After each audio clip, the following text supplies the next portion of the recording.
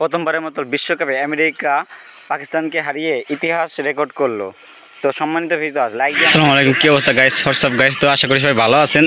Pakistan versus USA যে ম্যাচটা অনুষ্ঠিত হলো বিশ্বকাপ, সেই ম্যাচে অঘটন ঘটাই দিয়েছে ইউএসএ। সেই ম্যাচে ইউএসএ পাকিস্তানকে সুপার ওভারে 6 রানে হারিয়েছে। তো পাকিস্তান আগে ব্যাটিং করে 159 রান করে এবং যথারীতি 20 ওভারে 159 রান করে ইউএসএ নবাগত নতুন টিম এবং সুপার ওভার হয়। সুপার ওভারে মোহাম্মদ আমির বল করেন, 1 ওভারে 19 রান নেন আমেরিকা। তো 1 ওভারে 19 রান নেওয়ার পর পাকিস্তান ব্যাটিংয়ে নামে, কিন্তু পাকিস্তান যথারীতি 1 ওভারে তারা 12 রান নেয়, অর্থাৎ 6 রান নিতে তারা ব্যর্থ হয় এবং যথারীতি আমেরিকা প্রথমবারের মতো বিশ্বকাপে পাকিস্তানকে হারিয়ে দেয়।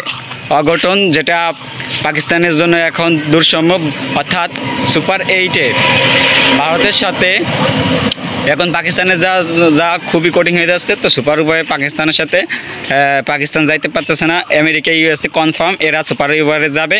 তো এরা ব্যাক টু ব্যাক 2টা ম্যাচ খেলছে, 2টা ম্যাচে 2টা উইন। তো তার আর 2টা ম্যাচ আছে, 2টা ম্যাচে তারা আর একটা ম্যাচ জিতলেই তারা সুপার 8-এ চলে যাবে। তা না জিতলেও তাদের যাওয়ার সম্ভাবনা আছে। তো ইউএসএ পাকিস্তানকে হারিয়ে দিল, এটা তাদের শক্তির জায়গা। তাদের অনেক ভারতের প্লেয়ার আছে, নিউজিল্যান্ড প্লেয়ার আছে, পাকিস্তানের স্বদেশি প্লেয়ার আছে। তো সব মিল করে ইউএসএ একটা শক্তিশালী টিম। তো বাংলাদেশকে তারা 2-1 সিরিজ হারিয়েছিল, সেটা আসলে ভুয়া না, সেটা আসলে ঠিকই ছিল তাদের শক্তিমত্তার জায়গা। সেটা প্রমাণ হলো পাকিস্তানকে হারানোর মাধ্যমে। তো অবশ্যই ইউএসএ একটা শক্তিশালী দল এবং বিশ্বকাপে তারা অঘটন ঘটাবে। অঘটন নয়, তারা আসলে পারফেক্ট দল। তো বাংলাদেশ প্রপার স্কিলে তারা ভালো অবস্থানে গেছে। তো এখন ইউএসএ জয়ের মাধ্যমে পাকিস্তান ছিটকে গেল সুপার 8 থেকে, অর্থাৎ পাকিস্তান বিশ্বকাপ থেকে বাদ পড়তে চলেছে এবং যথারীতি USA back to back match জিতে নিল। সুপার ওভারে পাকিস্তানকে ঠগাই দিল ইউএসএ, অর্থাৎ সুপার ওভারে 19 রান করেছিল USA, big fighting run. 19 run জানাতেনা ব্যাপার না, টি-20 সুপার ওভারে 19টা রান নিয়েছিল।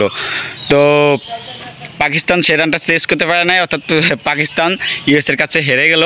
তো অবশ্যই দর্শক কমেন্ট বক্সে জানাবেন বাংলাদেশ শ্রীলঙ্কার সাথে ম্যাচটা জিততে পারবে কিনা এবং ইউএসএ দিন দিন শক্তিশালী দল হয়ে উঠছে।